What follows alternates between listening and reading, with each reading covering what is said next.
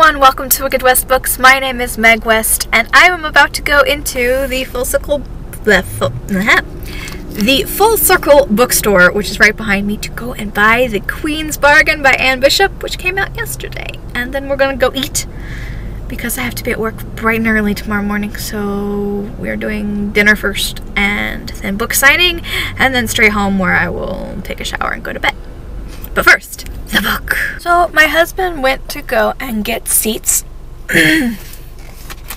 I've got my copy of The Queen's Bargain, and it's so pretty, and I started reading it during dinner. I didn't get very far at all. I don't know if you can see that or not, but I didn't get very far at all, which is perfectly fine. I didn't expect to.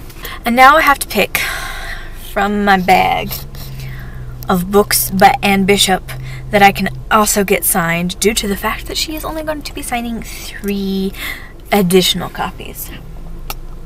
So now I gotta pick. My first pick is, of course, Dreams Made Flesh,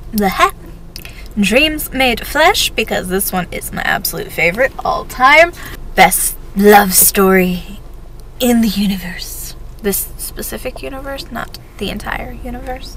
I think I'm also going to have signed Written in Red, because I really like this series, and the main character's name is Meg, and my name is Meg, so I think it's kind of mandatory for me to get this one signed. I think so. And I think my third choice is Heir to the Shadows, because I also really like some of the things that happen in this book. I think those are my choices. And the second I put down the phone and go into that mall with the bookstore, I don't come back, because the signing starts in about 15 minutes, in exactly 15 minutes. It's between this one and The Invisible Ring, because The Invisible Ring was the first Anne Bishop book I ever read. But some really great things happen in this one, and The Invisible Ring, while not my least favorite book in this series, is not my favorite book in the series. But there's also the first book in the series. What should I do? Heir to the Shadows it is. Alright, time to go in.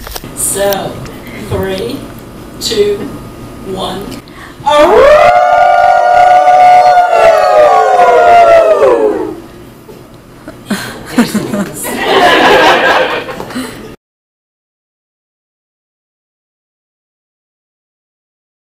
Each book took a year, and it took several years of little bits and pieces to build that world, because each idea was like, oh, this is a thought, and this is a thought, and this is a thought, until the mass of it came together and I had something to build. So that took about 5 years of just playing with things. And then the world came together, and I had the characters, and I knew what they were doing, and started writing. I have ponies! Don't make them upset. I debated and debated and debated, and finally I decided that I was going to just do a scene that I really wanted to read. And if you're a real stickler about not having spoilers, you'll have to hold your hands over your ears.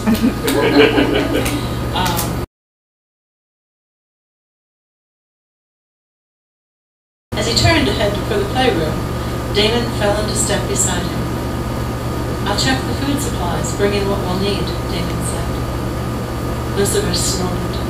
"Give it a couple of hours. Rothvar came to find me when Durian was called to the Eyrie. By now, all the Eyrians in the valley and most of the blood in Riata know Marion is very ill. Expect the casseroles, cakes, and other offerings will be arriving any time now. And I'll handle that while you concentrate on the children." They heard the baby fussing before they walked into the playroom.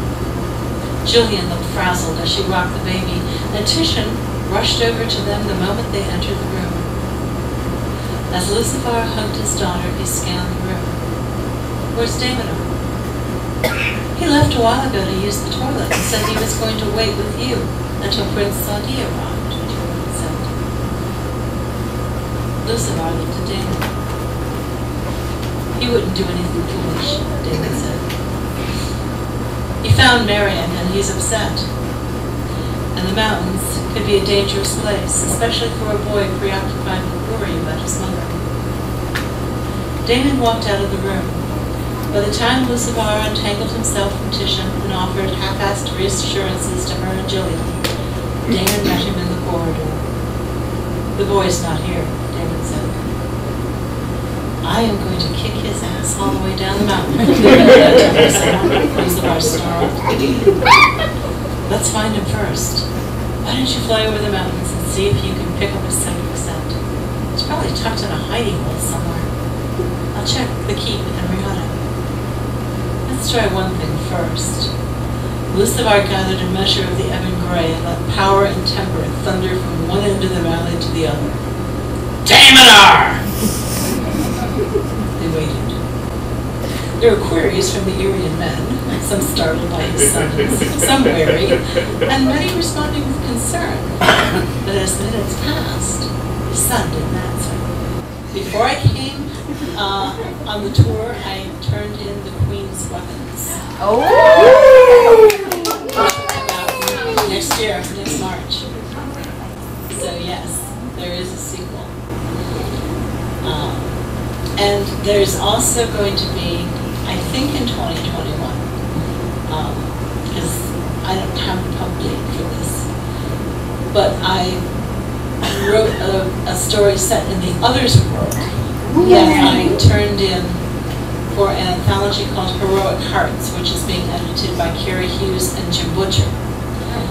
And so it's set in the Others world, but it's not characters that you've met before. So these are new characters, and the story's called The Dark Ship. Big pirates and elders. Pirates and elders and Sanguinati. Oh my. So I think that's coming out in 2021 because they're just getting the stories coming in now. No. You know, the Muse is out to lunch, and I get to read all my fun books and think.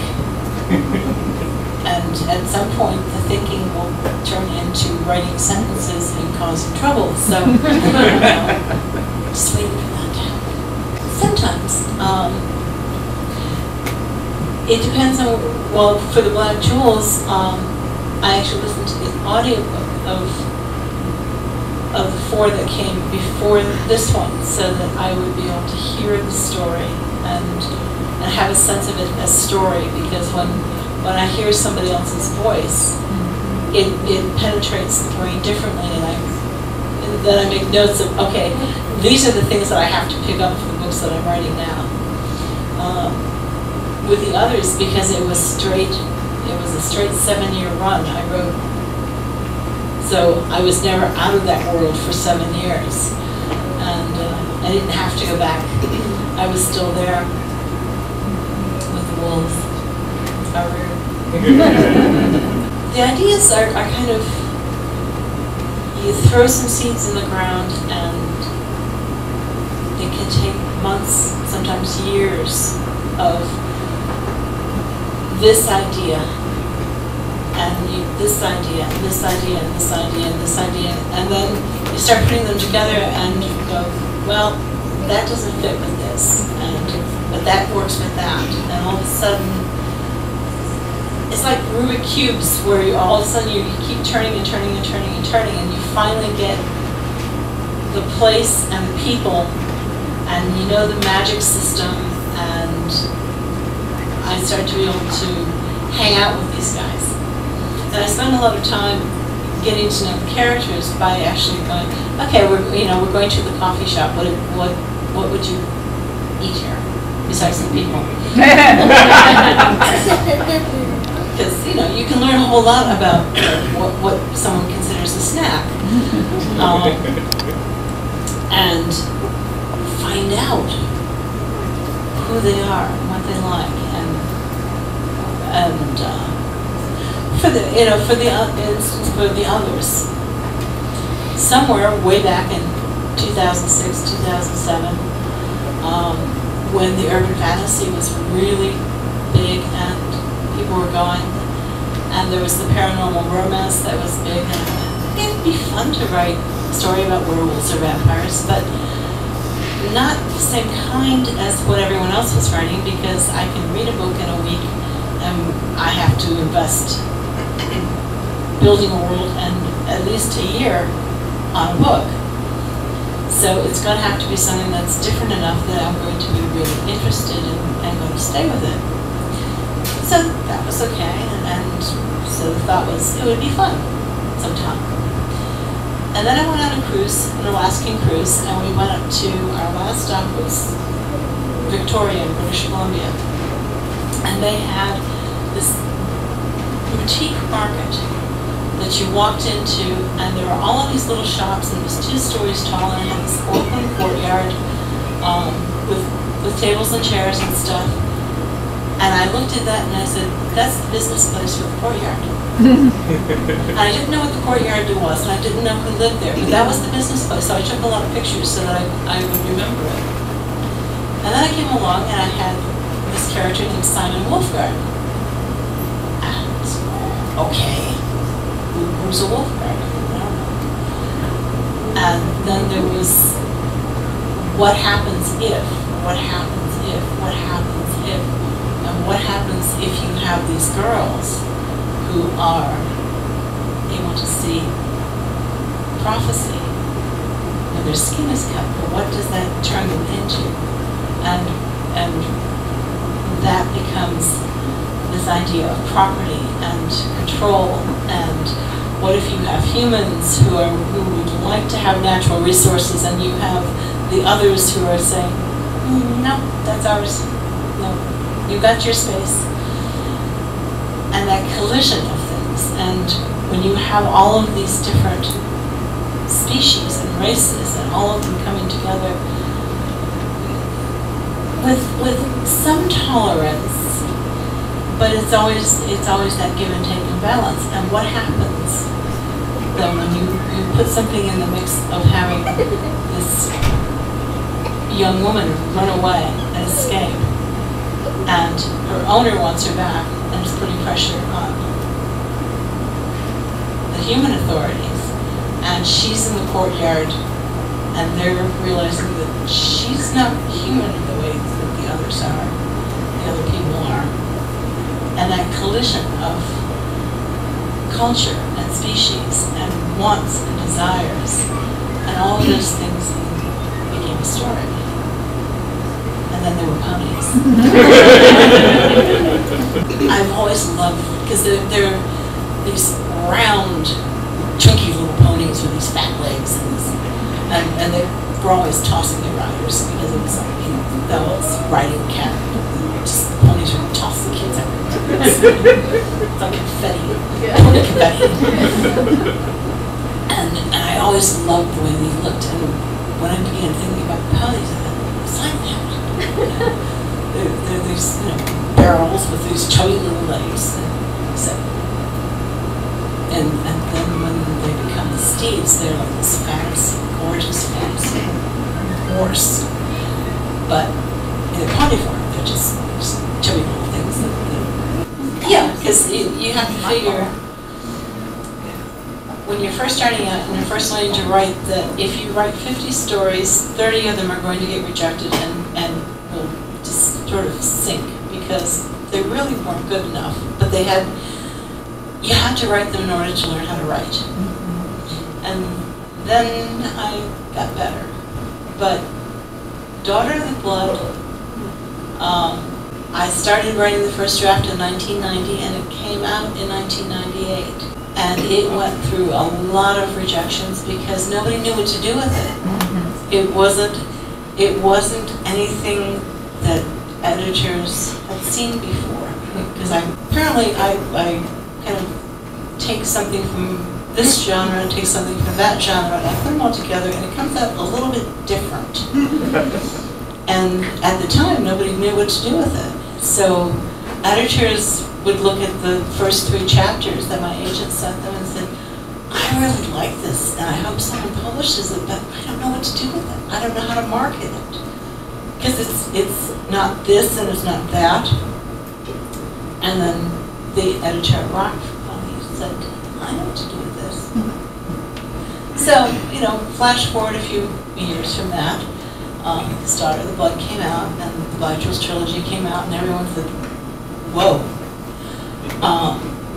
And I went to Australia for my first time, because they invited me to come over for one of their conventions. And they were doing this article, because I was their international guest of honor. And they were talking about the fact that I was considered a pioneer of the romantic dark fantasy subgenre. Because this was something that hadn't kind of come into being until the Black Jewels trilogy. And so I thought, huh. And I call my agent and say, hey, did you know that I'm considered a pioneer of the romantic dark fantasy subgenre? And she said, yes, I am. And that's why it was so hard to get you published. Nobody knew what to call it. The people who came after that, their agents could say, well, it's like Anne Bishop's Black Jewels, and the editors knew what they were talking about. So I said, I'm the last one to know. Yes, it's okay, but we don't tell you these things. We just let you write what you're going to write. Alright, so that is over. I got 4 books total signed by Anne Bishop. It's fun listening to her talk. She's very soothing, kind of put you to sleep kind of voice. What? No comment on what I just said? No. It's your blog. And I want your input. You're here too. Yeah, it was a very nice signing. He doesn't listen to me. And I got all of the books signed that I said I was going to get signed beforehand, and took a picture, which is over on my Instagram, of the brand new book, which is so pretty. Kind of like the sunset. Just weird camera angle. But yeah. Fun. Sirens are for some really big smoke that's really, really close. Yuck. Smoke. We'll probably drive by it on the way home. But we are going home. I wore my sapphire jewels for the Black Jewels signing. And here's my signed page. This is Best Witches, which I think is really cute. We are gonna go see if we're gonna drive right past that fire, getting back on I-44 to go back to Tulsa. Big old fire in Oklahoma City. Yep. Any idea what kind of building that is? Business, house? I think that's a business. Ooh.